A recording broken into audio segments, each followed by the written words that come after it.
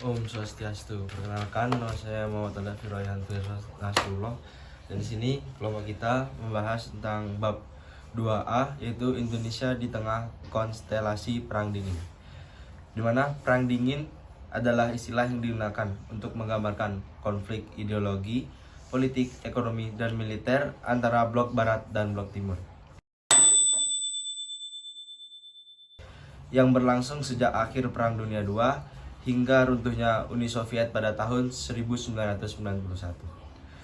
Perang dingin tidak melibatkan pertempuran langsung antara kedua blok, tetapi melalui perang-perang proksi, perlombaan senjata nuklir, propaganda, spionase, dan intervensi di negara-negara ketiga. Indonesia merupakan salah satu negara ketiga yang terlibat dalam dinamika perang dingin. Pada pertengahan Juni tahun 1947, Inggris dan Prancis mengundang negara-negara Eropa ke Paris untuk membicarakan rencana pemulihan ekonomi bersama. Uni Soviet menolak hadir.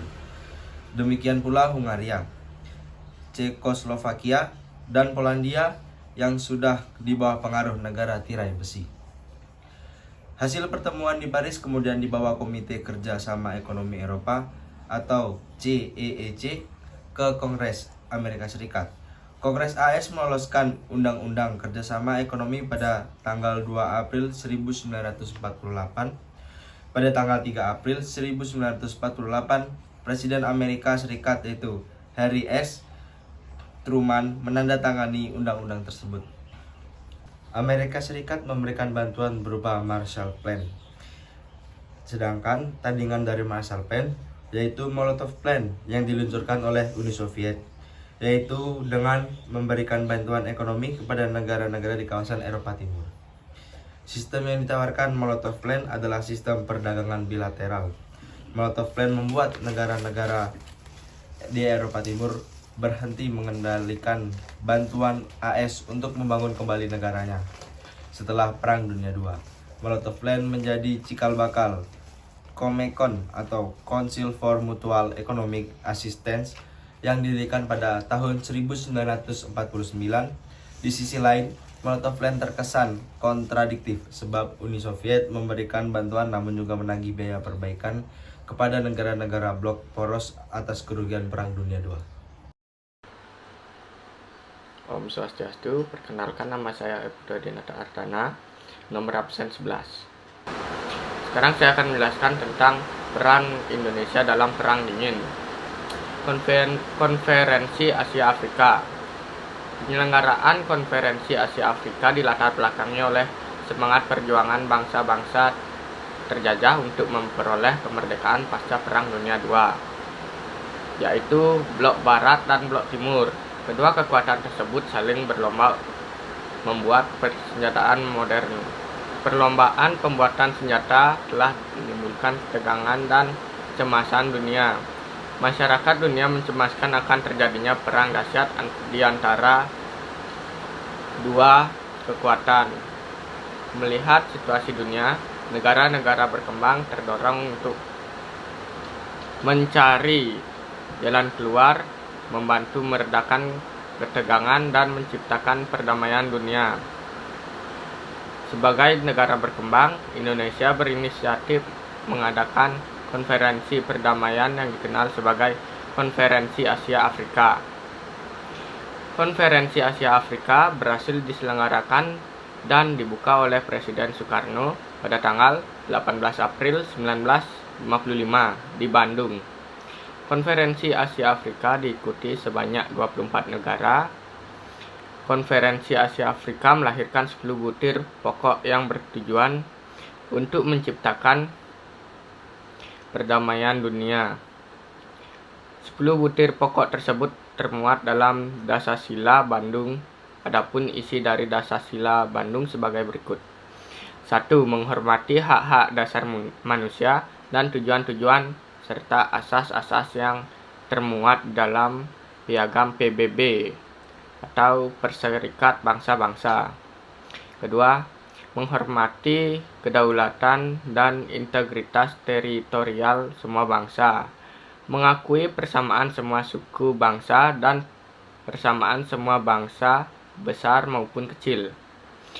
4. Tidak melakukan intervensi atau campur tangan dalam soal-soal dalam negeri negara lain. 5.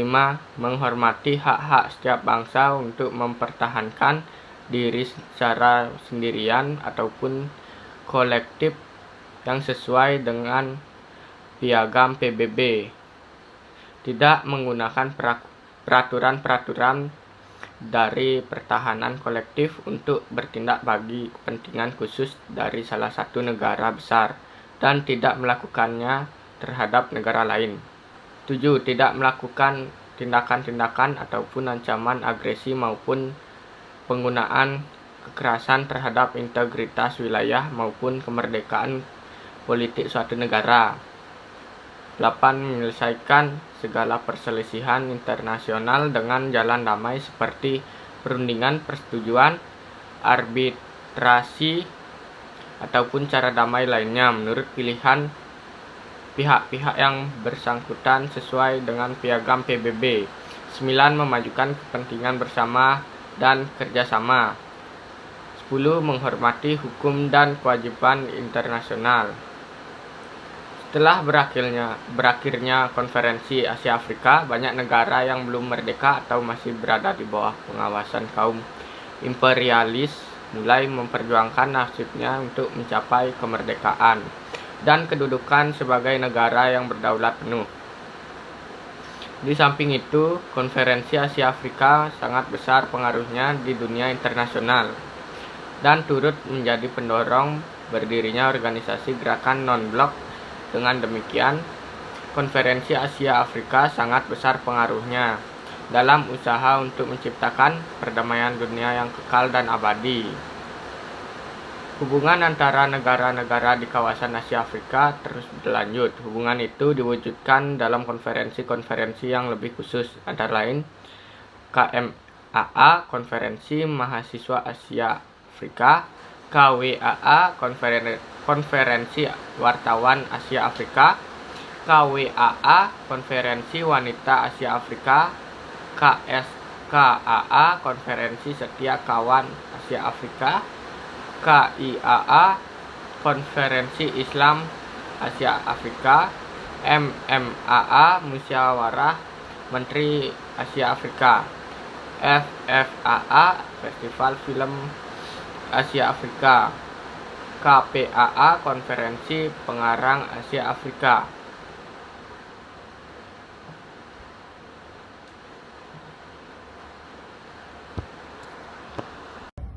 Diadakannya gerakan non-blok mempunyai beberapa tujuan. Adapun tujuan yang dimaksud sebagai berikut. Yang pertama, mengembangkan rasa solidaritas di antara negara anggota. Caranya dengan membantu perjuangan negara-negara berkembang dalam mencapai persamaan kemerdekaan dan kemakmuran. Yang kedua, turut serta meredakan ketegangan dunia akibat perebutan pengaruh Amerika Serikat dan Uni Soviet dalam Perang Dingin. Yang ketiga, membendung pengaruh negatif dari blok barat maupun blok timur ke negara-negara anggota gerakan non-blok. Meskipun persaingan antara blok barat dan blok timur telah berakhir, organisasi gerakan non-blok tetap berjalan. Hal ini disebabkan GNB lahir dari keinginan dan semangat mencegah perang dan memperkukuh perdamaian.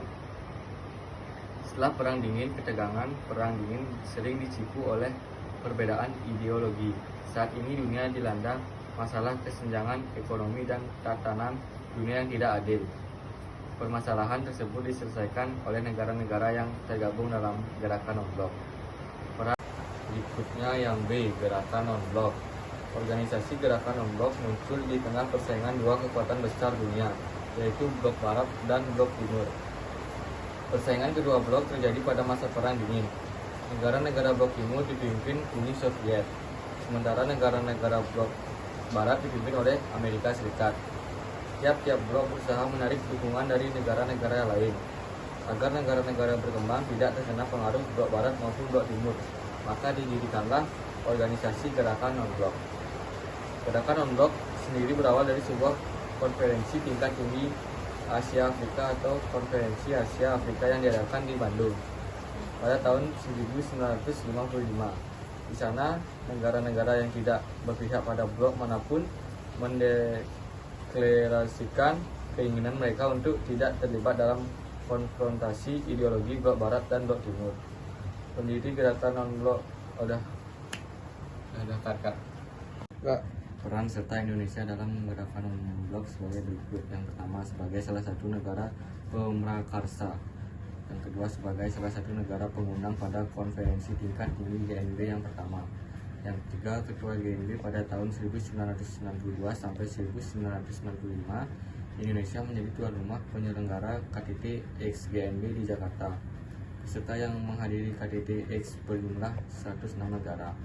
Yang keempat, Indonesia turut memecahkan masalah-masalah dunia berdasarkan perdamaian dunia, memperjuangkan HAM, dan tata ekonomi dunia yang berdasarkan pada asas keadilan.